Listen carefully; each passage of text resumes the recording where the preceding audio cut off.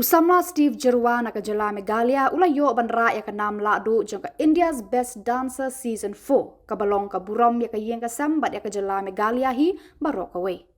Haka jingiakhun ya grand finale Steve Jyrwa ulayo ra ya ketika nam Lahduh Hadien ba ula pynrem ya snar nongshad bapau ba kynthup ya Harsh Keshri, Nextion, Nepo, Akanksha Mishra bat Aditya Malviya.